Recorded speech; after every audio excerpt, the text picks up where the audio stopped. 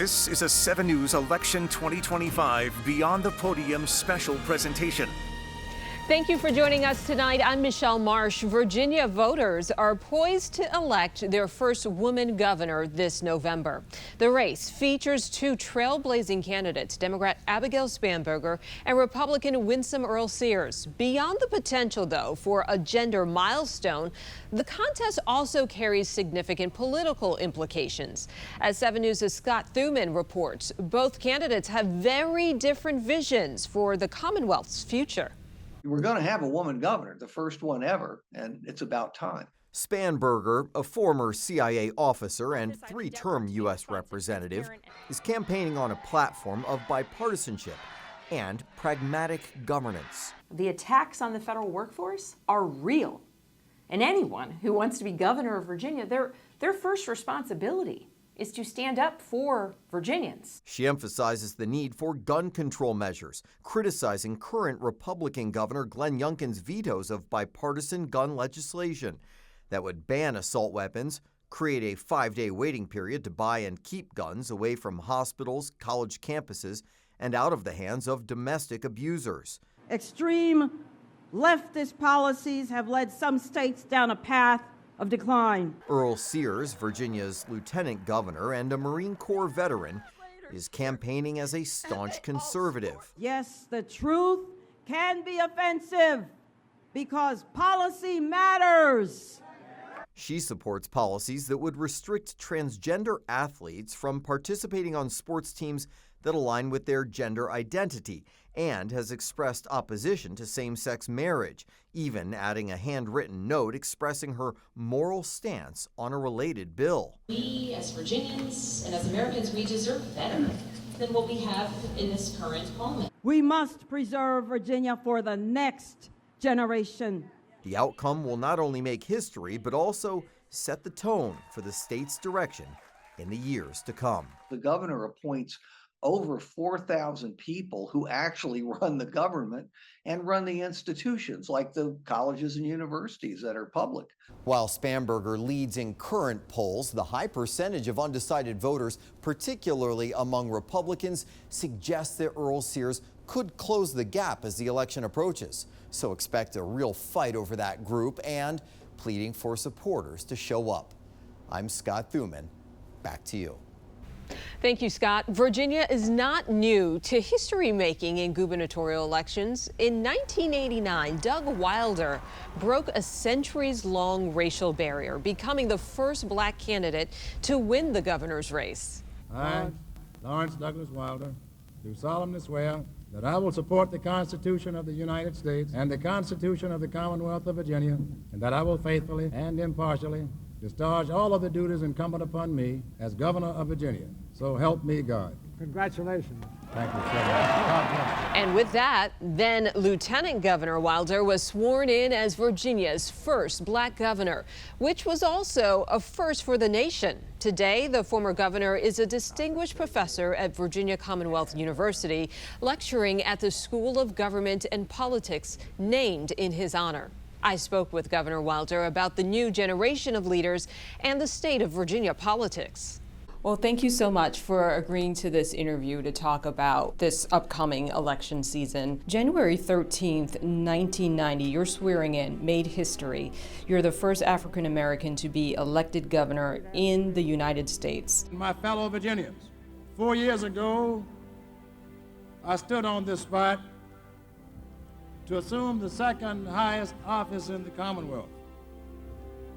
Today, because of your faith in our efforts, I stand before you as Chief Executive of the state.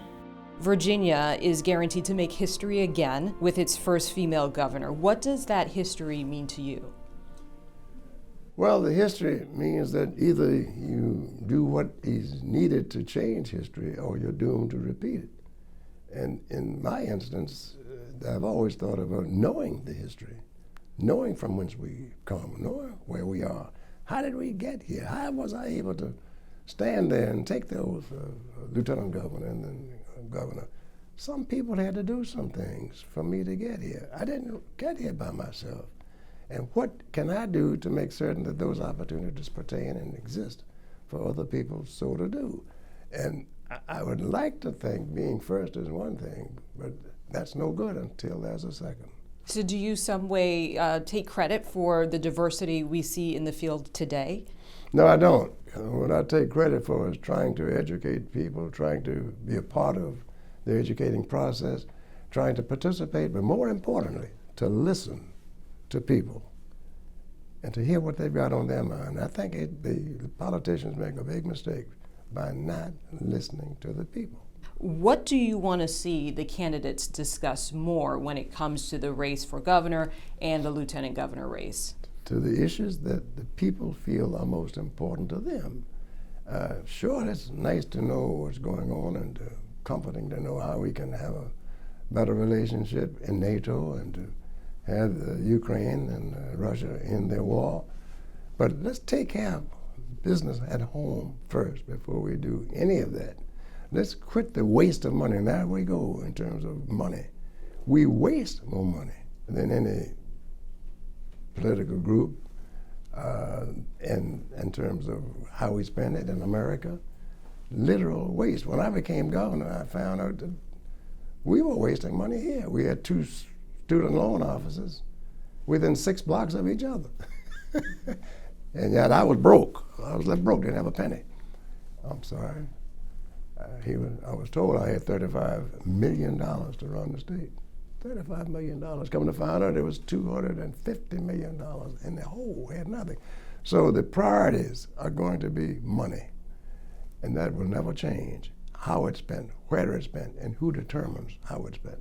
What is the #1 public policy challenge facing Virginians, or facing Virginia, I should say, that you would like to see addressed? The economy, and which includes education, but real efforts to improve the economy. Let's focus on that because Sure. Virginia is disproportionately impacted with the number of government workers Yes. who are based here. Yes. Do you feel as though that is being discussed enough, and what direction would you like to see that discussion go in? I think it could have a more meaningful discussion in terms of pinpointing what you want to do, what do you want to improve. When I was lieutenant governor, I chaired a commission that was called Commission for People who were getting out of the military, officers who were retiring, but putting that experience to use. Someone who's retiring from office, who's been a colonel, who's been a general even, they don't need to just be drawing a check. Let's capitalize on that. Let's spread it to the communities. Many of them would volunteer. And that's something else. I believe that we need to increase the numbers of persons who are interested in areas that are not necessarily government-sponsored, but don't require a great deal of money. You mean in terms of job expertise? Yes. Okay. Job expertise, training, and to show that skills, job apprenticeships that we have down in Newport News, the people that come out making big bucks. But we can do other things as well. What I'd like to see more of an opportunity for people to get a second chance at education, those that have dropped out. Everyone doesn't have to go to college to be productive in terms of citizenship. But what are you doing in between that level? Reproductive rights was a central theme of your 1989 campaign. Newsweek this week, I believe, will report that it expects you to be elected governor on the issue of abortion. Do you believe that's true, and how do you feel about a campaign turning on that one particular subject? Well, I'd hope to be elected, period. I think that's true. And I should hope that Newsweek is prophetic to the extent that they know something that's going on. I would say to you that there are any number of issues that are taking place in Virginia relative to why people are going to be voting for me, because I just alluded to one. We want to move Virginia forward. We've not sat on our hands in terms of education. We've fully funded the standards of quality in education. When my opponent was Attorney General, that was about 75% so. We've moved the quality of life. We've created more jobs. We've created more business opportunities. The abortion issue is symptomatic because that says it's another instance of turning Virginia back, turning the state back. turning the country back. This will be the first gubernatorial election in Virginia since Roe versus Wade was overturned. How significant will reproductive rights in your eyes be for this campaign? I think it'll be very significant, but I think it has to be the way it's portrayed and the way that it's spoken of. For instance, to say I'm against Roe v. Wade, okay, why? Because it's, I don't believe in abortion, all right? Do you believe in a person's right to choose their own lifestyle and livelihood? Yeah, oh yes, I do that. When I ran for lieutenant governor, I was going all over the state, meeting people, and I was advised by guys in the Senate that I'd served with. They said, Doug, if we go into these stores, particularly in the rural areas, you can't shake one hand and leave, or two hands. You have to shake everybody's hand that's there. So I said, okay, we got that covered. So I went to this place, passing out grip cards, and I was just about ready to leave. And they came and told me, said, you haven't shaken a hand with this man over here on the other side. I said, well, I got to make certain I do.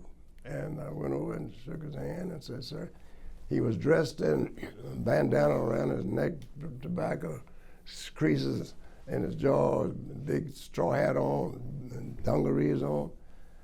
He said, I thought you were going to pass me by. I said, oh, no, sir, I'm here to shake and speak to everyone. He said, I have something I want to ask you. I said, well, yes, what is it? Well, I ask you about this abortion, miss. I said, oh, my goodness, I could have been out of here.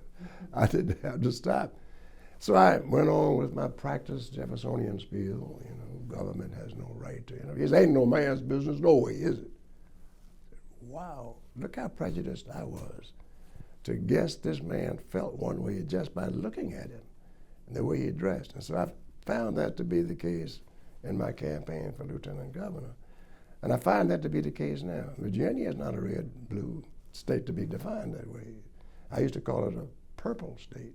Now I call it a people's state. Do you think that single issue, reproductive rights, is enough that a campaign could turn on that?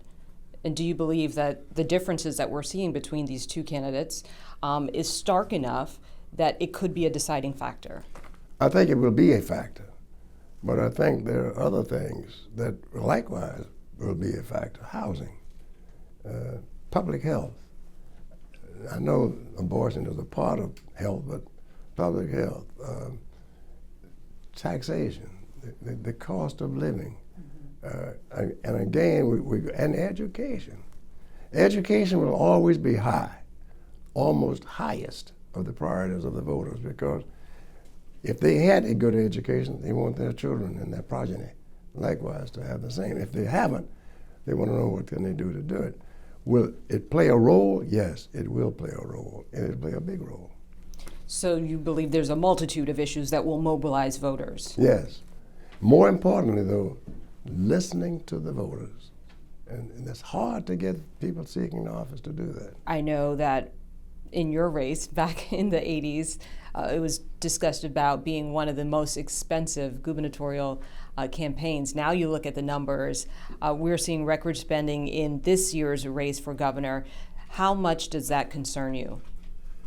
A great deal. We had Citizens United in place when I ran. The corporation was limited in terms of how much money people can raise. Today, it's unlimited. So and what's the dangers of that you're concerned about? The danger is that who are you going to pay attention to? I'm running for office. She's running for office. You give me $1 million without saying anything at all. Hey, Doug, here's $1 million. Want to help you a little bit. She asks, she gets nothing. Then you come, oh, Doug, you know what? Got something I want to ask you about. This thing is coming up. Could you help me a little? Well, human nature sets in then. You're going to listen to what? Your friends. And so it's an unfortunate thing that money does have a disproportionate effect in politics. How do you change it? And it's a very difficult question to answer. How do you control it? Put limits on it? Control it? Go back as I said, the whole time I was in law school, we were taught that a corporation was not a person. Citizens United changed all of that. So there has to be an involvement of the judiciary, the congressional, as well as the executive branch to address the problem of the influence of money. And it's going to be very, very difficult to get that to come about. What do you think is missing from our politics today that the electorate desperately wants to see in their politicians? Leadership. And I would say that's not just come about. It's been there for some while, and leadership is a tautology. It defines itself.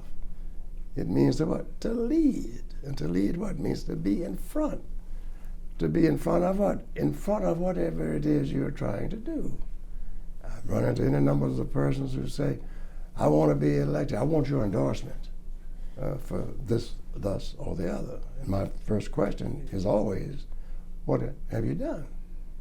Well, that's what I want to do. I didn't ask you what you want to do. What have you done?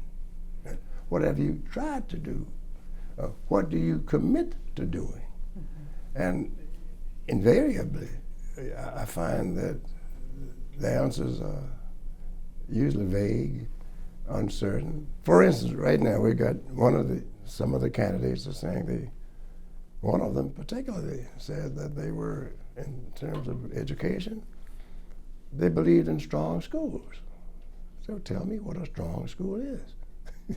What is a weak school? Education lifted my father out of poverty when he came to America just 17 days before Dr. King gave his I Have a Dream speech. He only came from Jamaica with $1.75 in his pocket. And what lifted him out of poverty will lift all Virginians, will lift America out of poverty. That would be parents making the decision whether they send their children to public school, private school, homeschool, whatever it is, a hybrid. That's exactly that. Being back here tonight at my old high school reminds me I was lucky to have educators who cared deeply about the future of their students. And now I want to make sure that every student, every family, every community in Virginia has those same opportunities, not because of luck, but because of good governance. Crime, public safety. Well, I believe in a safe community. Okay, what does that mean? How do you go about implementing it? What have you tried to do? What do you want to do? In Virginia is so pivotal. We're right next to the nation's capital. We've got so many military installations here, great institutions as it relates to education, but we got problems. We got a governor who's all against DEI and doesn't want any things relating to that. Yet we've got a man who's president of VMI who's being fired for nothing. And his record is impeccable. But he's being fired and let go for nothing. The governor here had his man to go up and declare DEI is dead. Well, why do you want? And I've talked to the governor. And I've told him, I said, you need to understand what's going on and why people are speaking about DEI. And he said to me that it was a wake-up call. Next time I talked to him, I said, are you woke by now? And so it's not there. So when you have a leadership of divide, that's never good. Since 1989, only 2 other African Americans have been elected governor in one of the 50 U.S. states. Yes. Why do you think that is? I think it's because many times the candidates themselves didn't do some of the things you and I have spoken of. I know both of the governors that exist today, as in Massachusetts, and then with Westmore in Maryland. They've listened to the people. They likewise have served in capacities of leadership. And they know what's necessary and needed to be done. I don't think that being of color or of gender is a badge that you should be so proud of that that's it while you're running, but neither should it be a big thing of shame. I didn't run as a black person. And I hear people tell me now that, One of the things we liked about your administrations, whether it was in governorship or when you were mayor, you reached across the aisle. And I said, no, I don't think I did. You might have seen it that way. I never saw the aisle. I look at people. I wouldn't care whether you were Republican, Democrat, or mugwump. I want to appeal to your vote. If you can support what I'm doing, I want your vote. If I can support what you're doing, you got it. And it's not a question of party or affiliation or anything like that. Do you think the media makes too much of these things when it comes to the first female, the first African American? Well, I think that's their job because it's highlighting the sensationalism of it, and it adds to attractiveness of people watching, etc. But I do think more emphasis should be put on qualification. More emphasis should be put on who is ready, who is not. And I'm sometimes quite critical of those who are in office already, but who show no proclivities to do the kinds of things that people need, people want. And I'm still, again, looking across the aisle when I say that. I'm speaking about all of those people who are in office. Are they doing the job? Your race for governor was decided by the closest of margins, yes. Less than 7,000 votes. Yes. Do you believe this year's race will be a close race? For governor? Yes. At this stage, I don't think so. I think that the Democratic candidate has had a bit of experience in terms of being in the Congress, not having to fight as hard for the nomination as such, and also will have a pretty much united front. We've already seen what's taking place in the Republican Party as it relates to the lieutenant governor's race, which will have spillover effects for the governor's race. And then the other thing is that as far as the current lieutenant governor being the nominee of the party, the question then comes again, what have you done? What did you try to do? And what are you going to do? And I would say if I had to bet today that it would be uphill for Winsome. She's a nice lady. I've talked with her and we'll talk further. But I would clearly think that the Democratic ticket would be ahead. So that's interesting. You believe because of some of the infighting that we're seeing on the Republican side, that's going to have spillover effect? Yes, it is. I mean, you can't say something is terrible today and tomorrow, well, it's all right. Well, make up your mind. It's a distraction for campaigns, and it's distraction from people paying attention to the most important issues. I do know this. When there is a tie in that Senate, John Reed is going to sign bills the right way and say no when they're the wrong bills. He will stand up for our values. Well, why in the hell did you ask him to get out in the first place? So that's damaging enough that you can't come back from that, you believe? Well, you can, but is there enough oil in the tank to bring it back? So in this year's race, have you endorsed someone? No. However, do I meet with those people who are running? Yes. I meet with the people who are running for governor, lieutenant governor, attorney general, etc. And their way is to let people know if you think their candidacies are favorable. I've not done that yet. Governor Youngkin ran for governor. I did not endorse his opponent, who was McAuliffe, who had been governor before. I had several reasons for not endorsing Terry.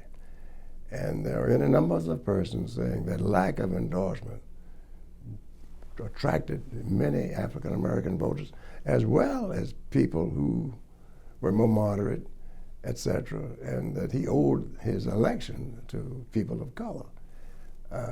Many people acknowledge that and know that. Hasn't really sunk in with him yet.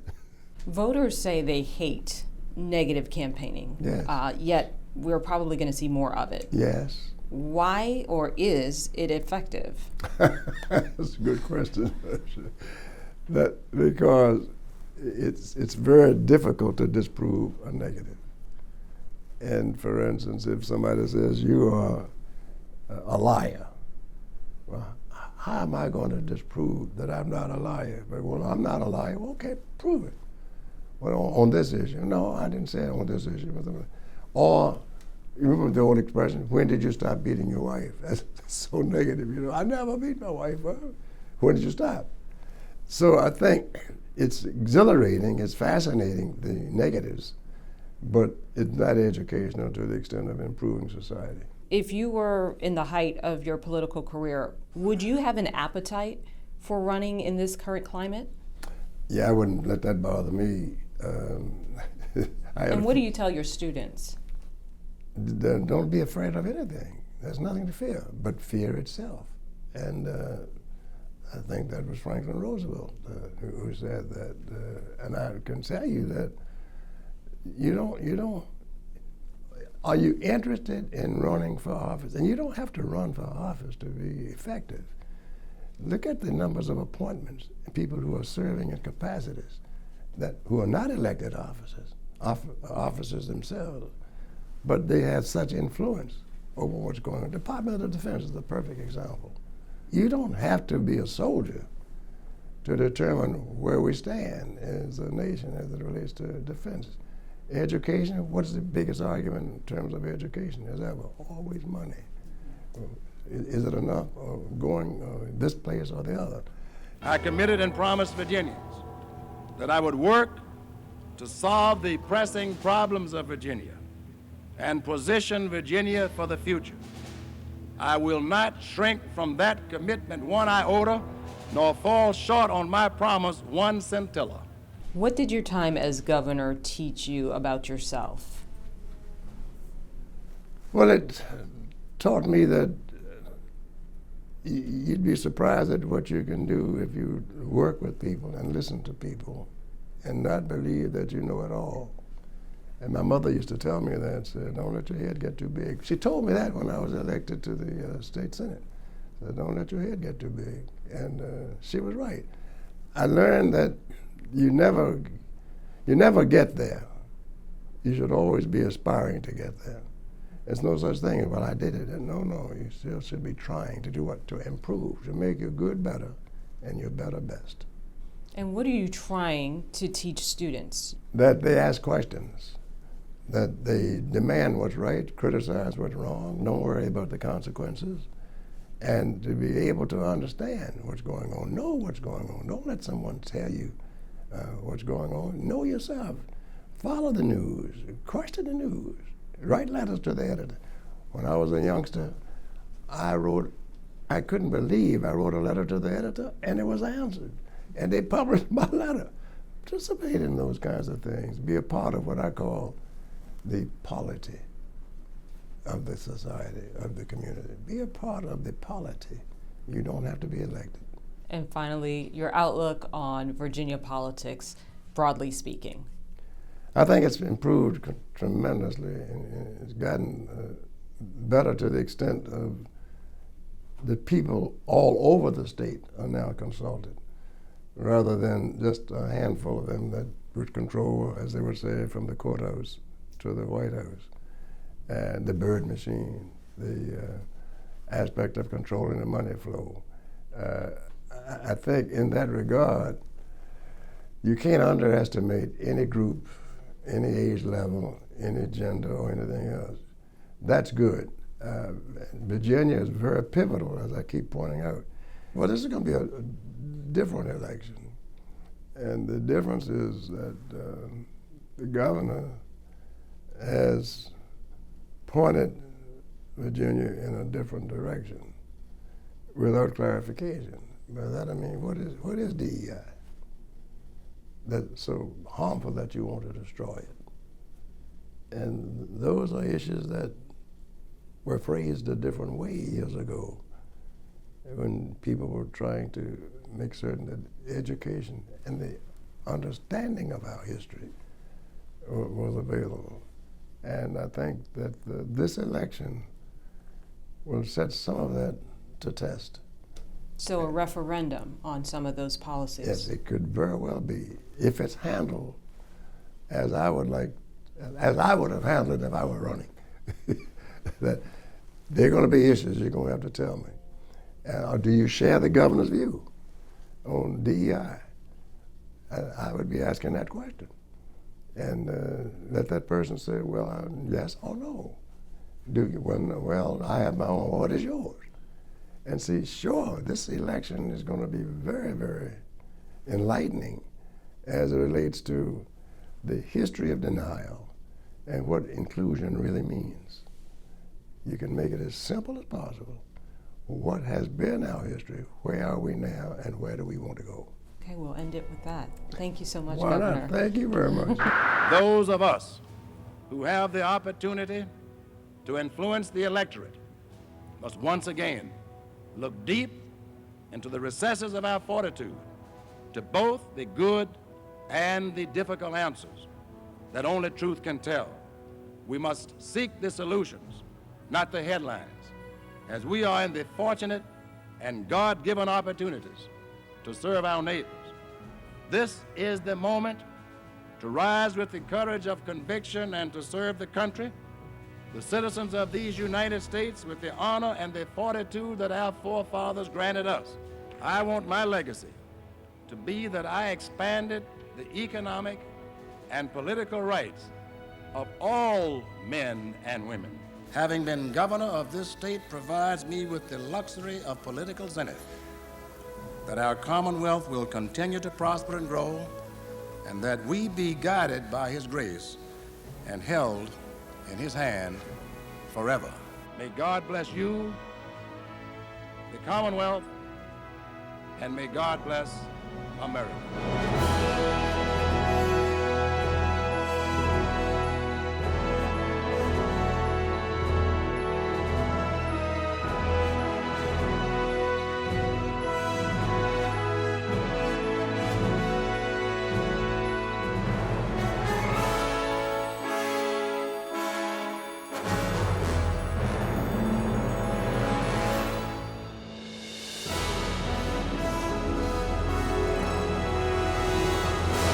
Early voting in this race starts in September. The election is November 4th. For more information on Virginia's elections, visit WJLA.com.